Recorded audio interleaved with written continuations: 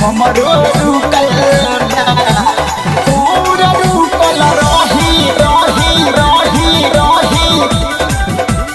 हमरो रुकल बा हमरो रुकल बा मिले हम गए रहनी यारा बस रात में हमके फंसा ले लस मीठी मीठी बात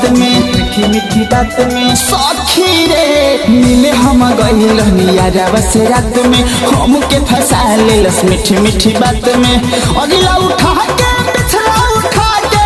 अगला उठा के पिछला उठा के बीचे में पूरा ढूकल बा सखी तोर रुकल रहे हमरो रुकल बा जेंगा तोर रुकल रही हमरो रुकल बा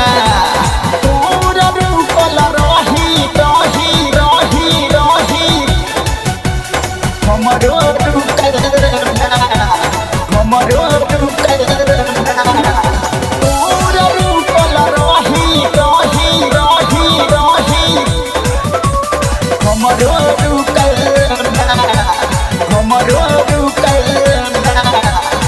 मिले के बेरा हमरा कुछ ना बुझाइल ओकरो भेटाइल मजा हमरो हुआइल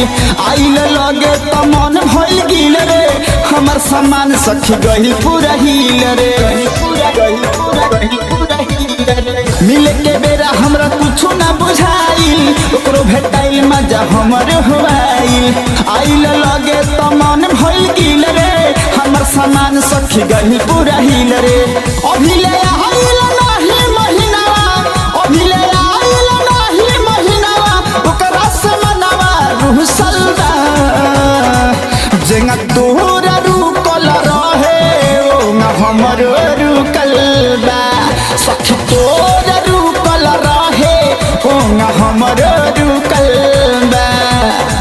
पटेल रिकॉर्डिंग स्टूडियो उचाईपुर हमरो रुकल बा तोरा रुकल रही रही रही रही हमरो रुकल बा हमरो रुकल बा कोइला के बाद होई गहिल बाता सखी रे मन हमर बड़ा पछताता चढ़ल जवानी में रहनी ढाढाई ओही से हमारा कुछ ना बुझाई कोइला के बाद होई गइल ना बाता सखी रे मन हमर बड़ा पछताता चढ़ल जवानी में रहनी ढाढाई ओही से हमारा कुछ ना बुझाई दीपक संदीप बारे सिखैले दीपक संदीप बारे सिखैले विवेक के कैला से उठल बा सखी तोर रुकल रहे ओंगा हमरो रुकल बा जेंगा तोर रुकल रहे ओंगा हमरो रुकल